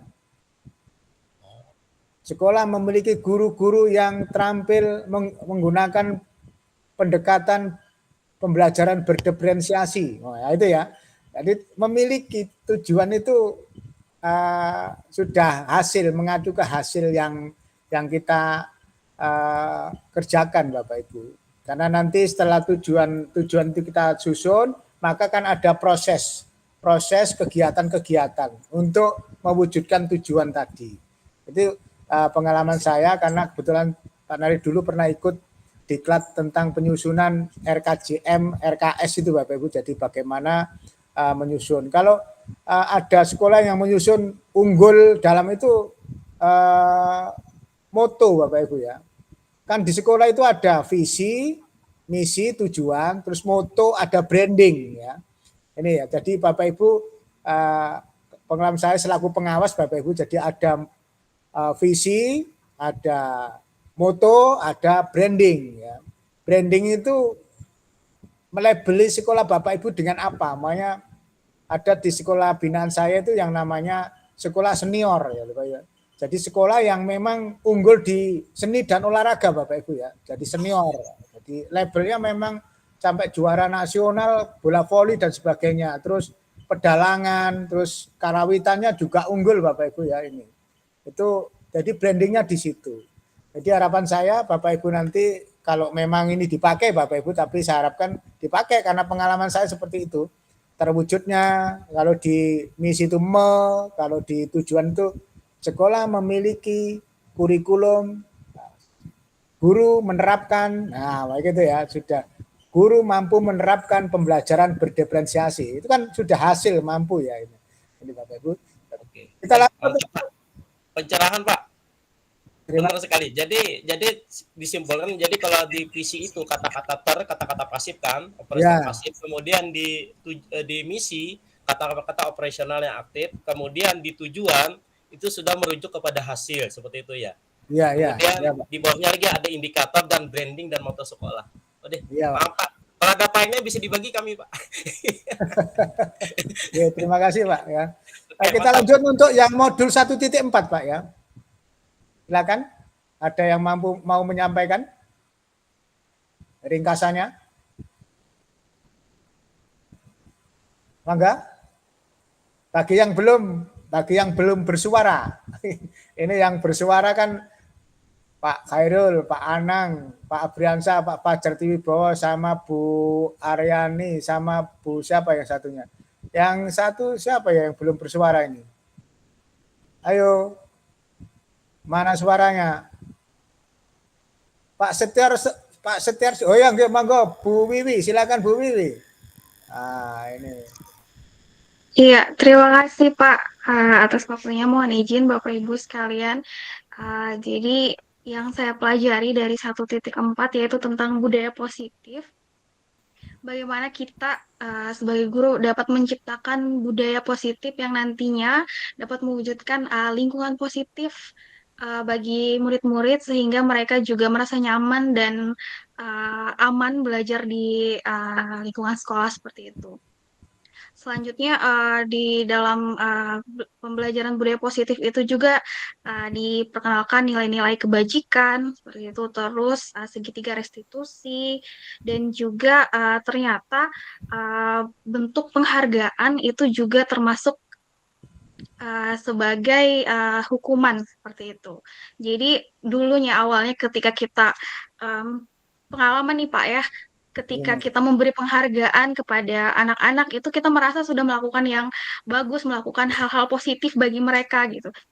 Ternyata ketika seperti pemberian penghargaan ranking kelas misalnya, ternyata itu sama saja seperti dengan sebuah hukuman karena kita seakan-akan gitu ya meminta mereka melakukan sesuatu itu untuk mendapatkan sesuatu tertentu juga gitu. Jadi pengaruhnya pun ternyata akan berkepanjangan seperti itu. Jadi ketika kita yang dari sekolah saja sudah melakukan hukuman dalam bentuk penghargaan seperti itu, dampaknya sangat panjang sekali. Jadi mereka juga ketika dewasanya nanti, ketika melakukan sesuatu, melihat dulu apa yang saya dapat gitu kan. Dan akhirnya penghargaan-penghargaan yang diberikan pun itu tidak tepat, tidak efektif seperti itu. Selanjutnya juga segitiga restitusi, bagaimana kita mencoba mendampingi anak untuk menyadari kesalahan yang dilakukan. Jadi mereka bisa, kita tidak harus mendikte, kamu itu salah, jadi harusnya kamu seperti ini. Tapi bagaimana ketika kita merestitusi murid, itu mereka jadi, oh ini saya salah, apa yang harus saya lakukan gitu. Dan kebaikan apa yang saya dapat ketika saya bisa memperbaiki kesalahan tersebut. Jadi sedikit intisari yang saya dapatkan ketika mempelajari modul 1.4 itu seperti itu, Bapak. Terima kasih. Kurang lebihnya mohon ditambahkan nanti. Terima kasih luar biasa Bu Wiwi. Yang lain, monggo. Kalau ada satu orang lagi, sebelum saya ambil memberikan penguatan termasuk tadi teori tabula rasa tadi loh. Oh, kalau sudah tidak ada Bapak Ibu, ini terkait dengan materi 1, khususan kontradiksi antara teori filosofi Ki Hajar Dewantara yang bahwa anak itu bukan kertas kosong, dan tabula rasa itu diibaratkan anak menjadi kertas kosong. Memang ini terjadi kontradiksi, tapi tentunya teori kedua-duanya itu penting Bapak Ibu ya kita pahami. Jadi bukan berarti tidak perlu. Sama saja dengan di visi tadi, tentunya kita menyusun visi itu kalau di guru penggerak ini kan diharapkan menggunakan berbasis aset Bapak Ibu ya, berbasis kekuatan, tidak berbasis defisit ya, tidak berbasis kekurangan. Jadi tentunya teori perencanaan berbasis aset pun juga bisa digunakan, teori berbasis kekurangan pun juga bisa digunakan, dan yang sekarang di sekolah-sekolah yang berbasis rapot pendidikan itu kita menggunakan perencanaan berbasis data Bapak Ibu. Jadi masing-masing teori itu memang mempunyai kelebihan masing-masing. Jadi bukan berarti tidak boleh dipakai. Jadi contoh tadi antara filosofi Ki Hajar Dewantara, kalau kita pertemukan dengan teori tabula rasa, ya tentunya ini akan menjadi kontradiksi karena teori tabula rasa itu beranggapan bahwa anak itu merupakan kertas kosong ya, yang bisa kita tulisi apa saja. Sedangkan teori atau filosofi Ki Hajar Dewantara adalah anak itu bukan kertas kosong. Kita tinggal menebalkan yang baik dan menipiskan yang buruk. Kita tinggal menuntun anak sesuai dengan kadrat alam dan kodrat zamannya. Sedangkan teori tabula rasa ini menganggap bahwa anak itu kertas kosong, kita lukis apa saja. Dan memang kalau kadang-kadang kita juga beranggapan bahwa memang bakat itu juga bisa kita arahkan ya Bapak Ibu. Contoh anak yang tidak suka sepak bola, mungkin kalau di luar negeri anak yang tidak suka sepak bola di sekolah yang sepak bola akhirnya lama-lama bisa suka juga ya. Makanya kita tidak bisa apakah teori A salah, teori B salah, tapi sama-sama pentingnya. Jadi teorinya filosofi Ki Hajar Dewantara yang kita anggap juga mendukung dan sangat kuat, teori tabula rasa juga bisa kita pakai manakala memang kita ingin menjelaskan bahwa teori-teori itu bisa mendukung atas asumsi kita atau pendapat kita. Sama saja tadi ya tentang perencanaan berbasis aset. Di sini digunakan perencanaan berbasis aset, tapi tentunya orang lain juga mungkin boleh dong menggunakan perencanaan berbasis kekurangan. Juga sekarang di sekolah-sekolah satuan pendidikan juga menggunakan perencanaan berbasis data, yaitu rapot pendidikan. Juga demikian Bapak Ibu tentang penyelesaian problem anak. Kalau di sini kita menjelaskan masalah anak, seperti yang disampaikan oleh Pak Khairul tadi, bahwa anak butuh kasih sayang, anak butuh tentang kebutuhan dasar 5 kebutuhan dasar anak itu tentunya kalau kita paham seperti apa yang disampaikan oleh beberapa filosofi bahwa kalau kita ingin mengambil tangan anak maka kita ambil hatinya. Itu sudah filosofi Bapak Ibu ya. Jadi memang sangat baik kalau anak kita dekati maka anak akan kita bisa ajak kemana saja. Ini tentunya di dalam teori-teori itu kita juga kalau menerapkan teori segitiga restitusi itu di lembaga pendidikan. Tapi kalau kita sudah keluar dari lembaga pendidikan, kita ada di masyarakat, kita akan bertemu dengan kalau bersalah kita akan berkonsekuensi bahwa kita akan mendapat hukuman, sanksi, kan gitu ya. Nah, ini akan teori-teori ini tentunya kalau kita pertentangkan ya bertentangan. Kita tidak boleh menghukum anak, kita tidak boleh memberi hadiah. Tapi kenyataan di masyarakat orang yang berhasil mendapat hadiah. Kan gitu ya, Pak. Ini tentunya ini tidak usah kita pertentangkan. Yang penting kita paham bahwa teori-teori itu mempunyai kans masing-masing, mempunyai kekuatan masing-masing. Itu Bapak Ibu ya. Mohon jangan dipertentangkan antara teori Ki Hajar Dewantara dengan teori tabula rasa tadi. Ya. Terima kasih Bapak Ibu, kita lanjutkan lagi tentang ini kesimpulan Bapak Ibu. Saya harapkan nanti Bapak Ibu masing-masing Bapak Ibu menyampaikan kesimpulannya, apa itu benang merah ya, keterkaitannya dan dampaknya materi itu terhadap konteks kelas. Silakan waktunya masing-masing CGP satu orang ya, masing-masing waktunya 1 menit. Silakan siapa yang mau angkat tangan dulu, silakan. Silakan, 1 menit waktunya. Cepat Bapak Ibu. Ada 9 menit. Silakan. Siapa yang pertama? Atau saya tunjuk Pak Anang. Silakan Pak Anang. Lanjut nanti. Baik Bapak, 1 menit cepat sekali ya. Mudah-mudahan tidak melebar. Jadi dalam modul ini 1.1 sampai 4 saya mendapatkan ini alurnya itu ternyata sudah sistematis. Jadi semenjak mindset kita dilatih untuk berpikir menghamba kepada anak sesuai dengan filosofi KHD, namun kita juga dilatih menjadi pemimpin pembelajaran, tidak hanya mindsetnya, tapi juga mampu mengejawantahkan perubahan itu di dalam kelas.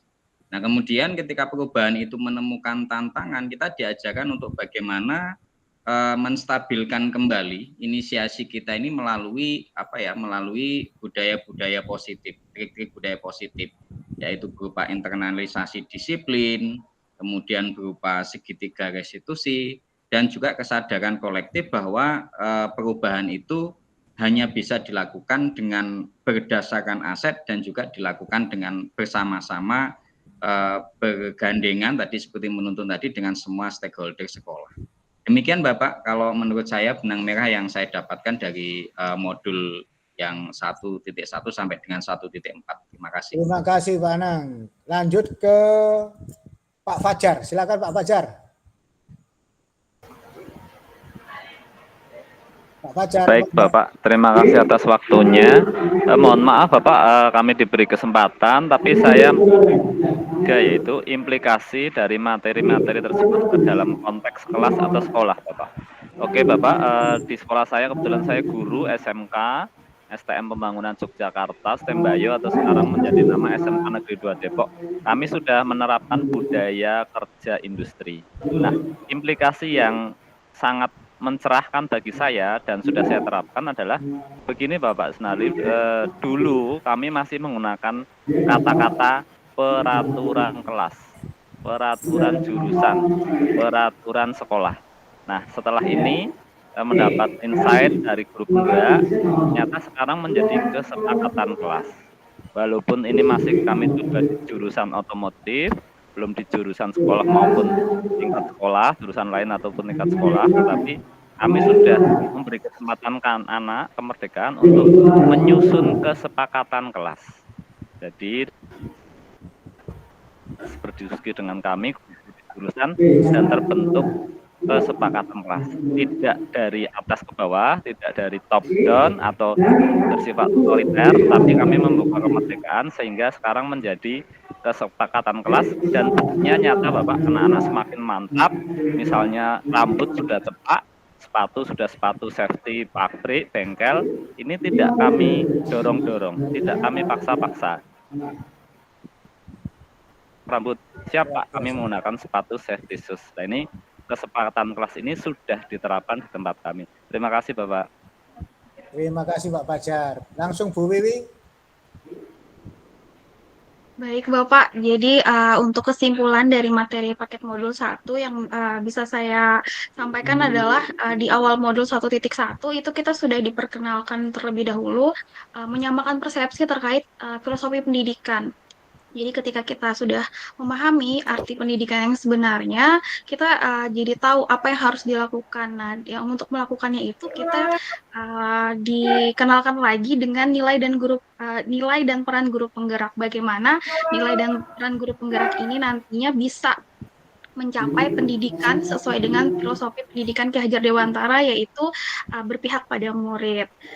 Selanjutnya terkait dengan modul 1.3-nya, visi guru penggerak, yaitu perubahan inquiry apresiatif yang fokus pada pencarian nilai-nilai positif ataupun aset. Nah, jadi aset itu kan sebenarnya tidak hanya apa yang dipunyai sekolah, sarana apa, prasarana apa yang dimiliki sekolah, tapi ketika guru-gurunya itu memiliki nilai dan peran guru penggerak yang kuat, itu juga merupakan suatu aset yang bisa digunakan untuk mencapai visi guru penggerak yang dibuat.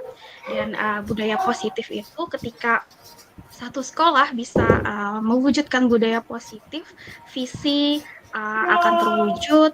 Selanjutnya nilai dan peran guru penggerak itu semakin kuat sehingga tercapailah filosofi pendidikan Ki Hajar Dewantara, yaitu berpihak pada murid. Demikian Bapak, terima kasih. Terima kasih Bu Wiwi. Lanjut ke Pak Khairul Arifin. Silakan Pak Arifin. Baik, terima kasih Pak. 1 menit ya. Ya, 1 menit. Baik. Oke, modul 1, paket modul 1 itu saya melihat itu lebih internal banget ya, tentang guru. Di poin 1 itu kita diberikan sebuah alternatif filosofi, yaitu filosofinya Ki Hajar. Dan itu bukan satu-satunya filosofi yang harus kita ikuti. Artinya filosofi Ki Hajar adalah salah satu dari sekian banyak teori yang ada untuk membuat kita kaya. Nah, setelah kita kaya dengan filosofi itu, maka kemudian tuntutan berikutnya, kita harus memiliki visi. Ini yang menarik Bapak. Visi. Selama ini yang dibangun visi adalah visinya sekolah. Padahal seorang guru itu pun harus memiliki visi. Guru tanpa visi itu dia hanya bergerak pada rutinitas dan kerjaan-kerjaan yang monoton. Dan itu akan bosan dan hasilnya nggak maksimal. Nah, baru kemudian ketika dia punya visi, maka kemudian dia bergerak dengan teori Bagja itu. Nah, baru kemudian dia akan bisa membangun sebuah budaya positif itu. Selama dia belum punya visi yang tepat tentang pendidikan, maka budaya positif itu terlalu berat untuk dimainkan. Terima kasih. Terima kasih. Lanjut ke Pak Abriansa. Monggo Pak Abriansa. Silakan.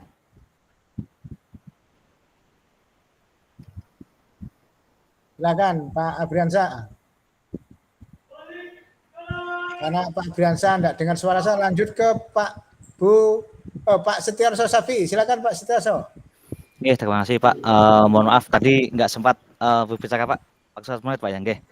Jadi untuk di modul ini Pak, kalau saya simpulkan dari apa yang saya pahami, memang kita di paket modul 1 ini awalnya adalah kita diajak untuk merubah mindset kita Pak dalam filosofi ini.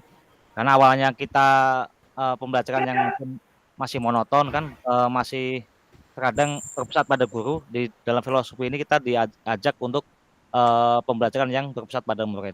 Nah, setelah itu kemudian setelah kita memahami di filosofi Ki Hajar, kemudian kita diajak situ untuk membuat suatu nilai dan peran. Nah, jadi kita memang harus punya nilai dan peran juga sebagai guru juga, karena biasanya kita dulu juga awal-awal kita juga agak sering untuk berkolaborasi dengan teman yang lain, Pak. Nah, setelah kita belajar ini kita berupaya juga kita harus ternyata kita harus dengan teman juga sambil share segala macam, karena dulu kita kebanyakan juga masih banyak individunya. Kemudian di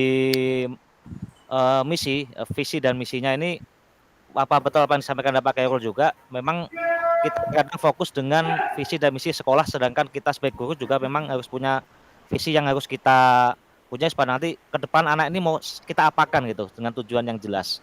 Kemudian setelah itu di dalam kelas kita juga tentunya harus punya budaya yang positif, karena itu sebagai dasar juga kita untuk supaya nanti ke depannya lebih bagus lagi, tidak mengulang kesalahan apa sudah pernah diperbuat. Jadi kita harus membiasakan budaya yang bagus atau budaya positif ke dalam siswa tadi. Itu aja Pak.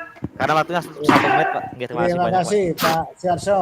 Lanjut Oke. Pak Briansa, mendengar suara saya Pak Briansa? Atau yang lain yang belum? Terima kasih Pak. Ya. Bu Winarti, Sri Winarti, silakan Bu Sri Winarti. Monggo. Oke, saya atau siapa Pak?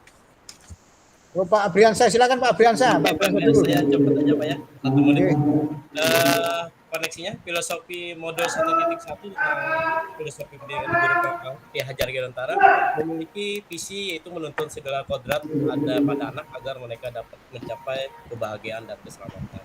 Kemudian bagaimana juga di sana dijelaskan tentang kodrat zaman dan kodrat alamnya, kemudian juga bagaimana filosofi tersebut menjadikan murid Untuk mic-nya Pak Khairul dimatikan dulu Pak Khairul. Bocor. Oke. Monggo Pak Briansa, lanjut. Kemudian seperti dipaparkan pada modul 1.2 tentang nilai dan guru penggerak, di mana nilai dan peran ini semua bertujuan untuk menciptakan pembelajaran dan senantiasa berpihak pada murid. Apapun yang menjadi visi dan harapan dan rencana guru di sekolah harus semua bertujuan untuk kebahagiaan dan keselamatan murid. Tadi dikatakan adalah berhamba dan menuntun kepada murid. Untuk mewujudkan visi pada modul 1.2, tentu kita harus mempunyai alurnya ya, alur bagaimana cara berpikir. Di situlah kita menemukan adanya pendekatan inquiry apresiatif dengan alur bakya. Jadi kemudian di sana kita bisa ada manajemen kekuatan, bagaimana kita manajemen perubahan kolaboratif yang berbasis kekuatan. Kemudian lanjut ke budaya positif, di mana di budaya positif itu bagaimana pilih segitiga restitusi yang menyatakan bahwa di sana ada keyakinan kelas, kemudian adanya kebutuhan dasar manusia dan strategi disiplin. Saya kira demikian Pak. Terima kasih. Pak Briansa, lanjut ke Bu Sri Winarti. Silakan Bu Sri. Baik, terima kasih Pak. Mohon maaf ada suara-suara musik. Baik, untuk modul 1, paket modul 1 sepertinya sudah disimpulkan masing-masing oleh teman-teman yang lain. Saya hanya ingin menyampaikan bahwa sebenarnya saya mengikuti program ini sangat bangga bagi diri saya sendiri. Saya sejak 2022 ikut menjadi pengajar praktik pun saya sudah selalu dilabeli oleh teman-teman di sekolah ini adalah sebagai guru penggerak. Padahal saya belum guru penggerak, saya pengajar praktik karena teman-teman tidak mengerti program ini seperti apa. Jadi saya dilabeli terus dari mulai tahun 2022. Tapi sebelumnya pun saya selalu ikuti program-program pemerintah yang ada ya di tempat kita. Jadi saya itu selalu diberikan label itu tadi, kemudian saya selalu diminta oleh kepala sekolah selalu jadi terdepan. Seperti itu terus. Tapi bagi saya itu suatu kebanggaan bagi saya. Saya bisa memberikan contoh kepada teman-teman, kemudian saya bisa memberikan contoh kepada anak didik saya seperti itu, Pak. Terima kasih. Terima kasih Bu Sri. Lanjut, ada yang lain? Kurang 2 orang ini yang belum tampil. Bu Irma, silakan Bu Irma. Oke, baik Bapak, terima kasih. Bentar, kepencet. Oke, baik Bapak. Tadi yang saya tuliskan di padletnya Bapak adalah bahwa modul 1.4 ini adalah manifestasi bagaimana menghidupkan 1.1 dan 1.2 dan 1.3 begitu ya. Jadi tentu ini berarti urut gitu ya, urut berkaitan dengan runutnya landasan dari filosofi KHD ya.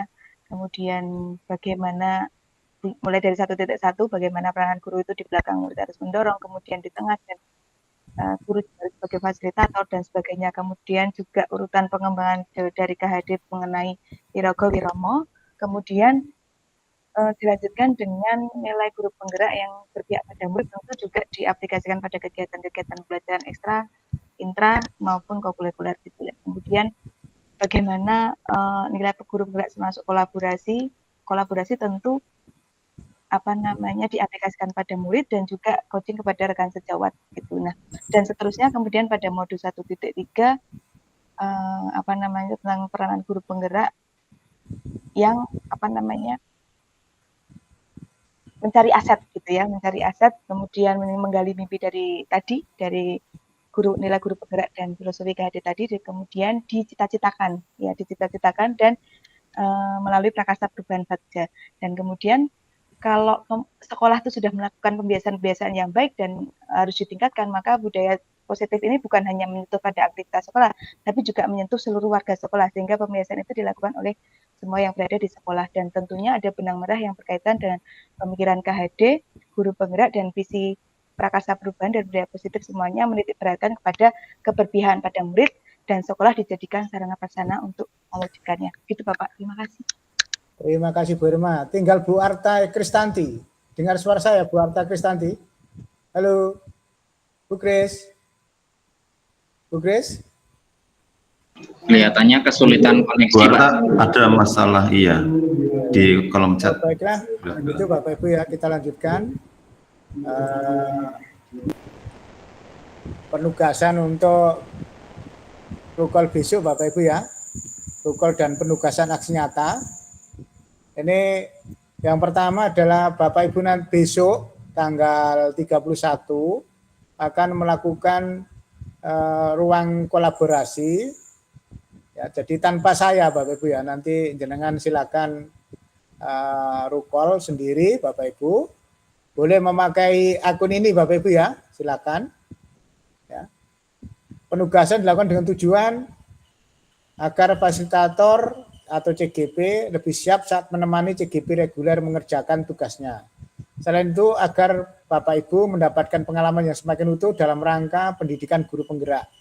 Durasi pengerjaan minimal 2 jam. Besok ya Bapak Ibu ya. Terserah jamnya Bapak Ibu, disepakati jam berapa. Tentunya jangan pagi hari ya, setelah Bapak Ibu menyelesaikan aktivitas pengajaran ya. Fasilitator pemandu CGP untuk membuat kelompok yang terdiri atas 3 sampai 4 orang. Nanti akan kita susun. Tugasnya adalah menganalisis 4 studi kasus yang disediakan menggunakan pisau analisis materi budaya positif yang telah dipelajari. Ini Bapak Ibu, untuk kelompok 1, ini siapa Bapak Ibu? Silakan dibuka mic-nya, kita bersuara semua. Ini Saya Pak Anang, Pak Fajar. Pak Anang, mohon maaf saya singkat-singkat ya. Pak Ya Anang, Pak, Bu Irma. Fajar, saya, Bu Irma, Fajar, dan Pak Irma. Fajar.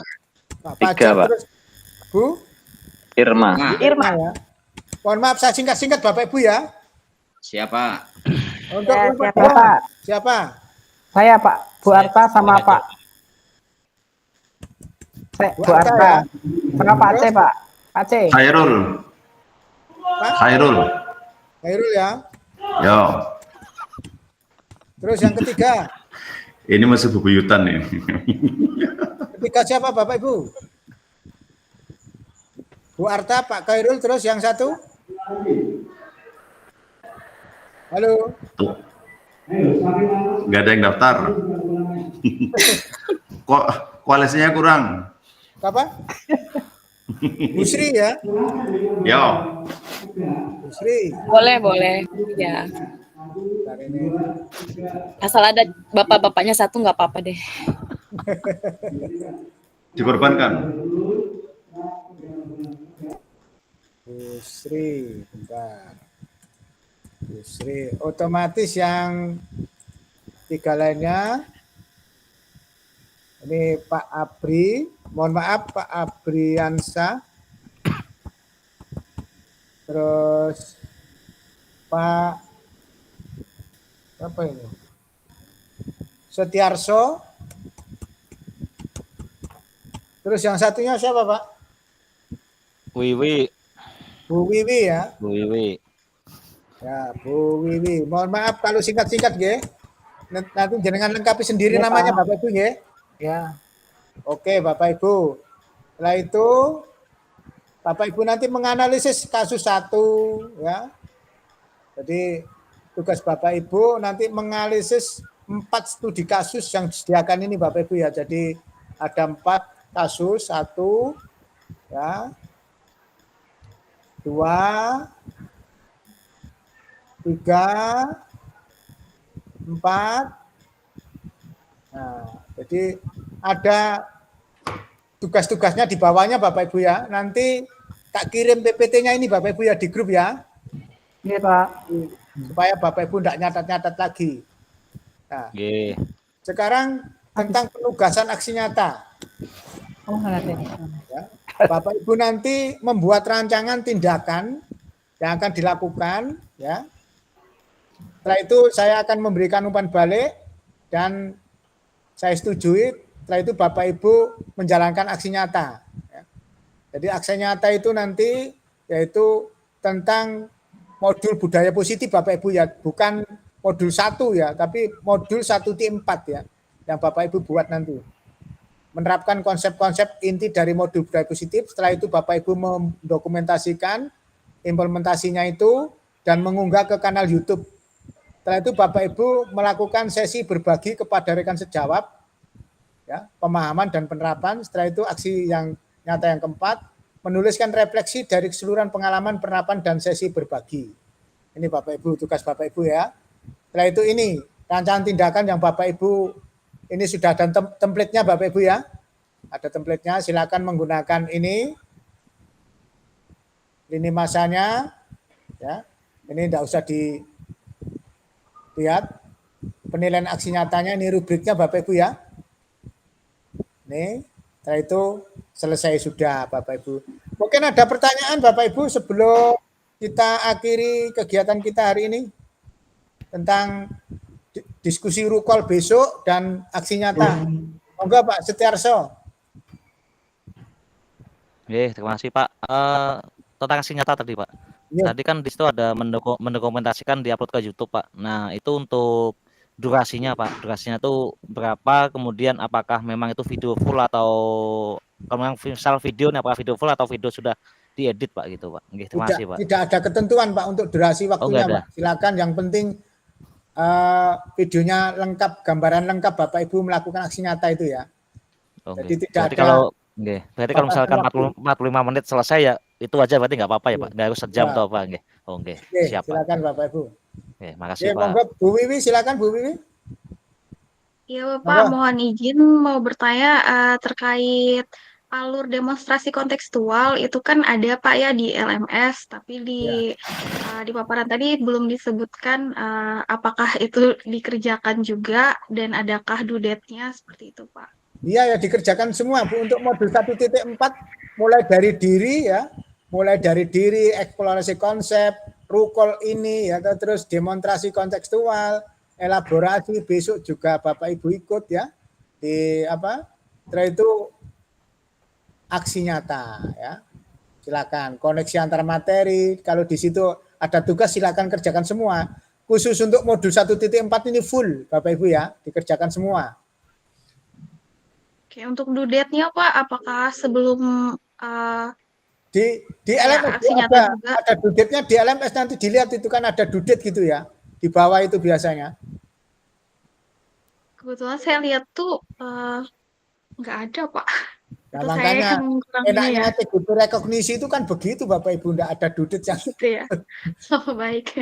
Terima kasih barengan Pak. dengan apa fasilitasi JGP reguler, sehingga pokoknya yang penting nanti sampai sekarang kan Bapak Ibu juga ada yang di modul 1 itu time span belum terpenuhi loh Bapak Ibu, 1.1 itu.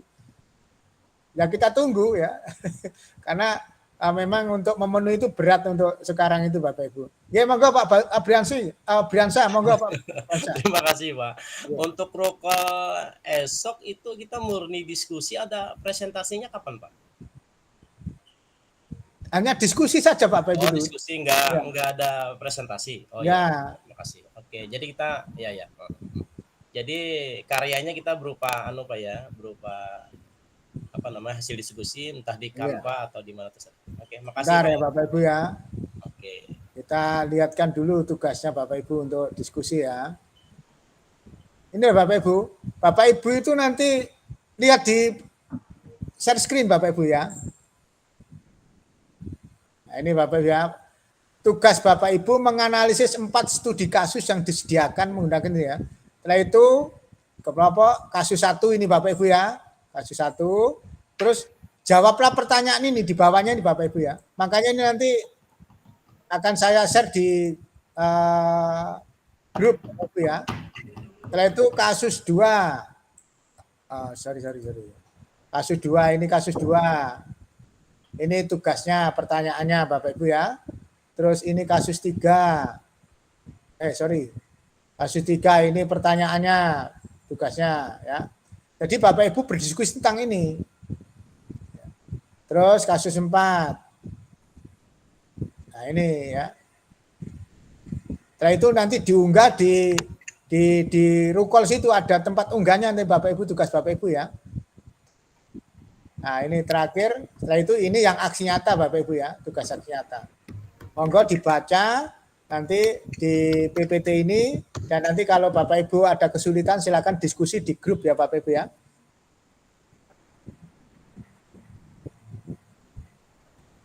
Oke Bapak Ibu, ada lagi pertanyaan Bapak Ibu? Pak Sunarli, bagaimana kalau langsung ditentukan sekalian aja Pak sekarang, biar kita nggak usah diskusi lagi untuk yang kegiatan besok Pak berkelompok. Maksudnya Yang ditentukan kelompok, apanya? misalnya kelompok saya Bu Indah sama Bu Sri sama Pak C, kita kira besok mau jam berapa ngerti lho Pak? Oh ya, Ya. monggo Bapak Ibu silakan, ini terserah jenengan ya. Nanti ini tak matikan dulu rekamannya Bapak Ibu ya. Oke. Rekamannya kita matikan dulu. Kita nggak foto dulu Pak? Ya kan masih saya buka Bu ya. Simbah, ya. Oke, masih tak matikan dulu rekamannya Bapak Ibu ya. Oke. Demikian Bapak Ibu, terima kasih atas semangatnya tetap belajar, apalagi Bapak Ibu sebagai fasilitator, Pak Nari juga fasilitator, juga instruktur ya. Jadi sangat memahami betul kesibukan Bapak Ibu, di samping sebagai CGP rekognisi juga sebagai fasilitator CGP reguler, sehingga Bapak Ibu sangat sibuk sekali.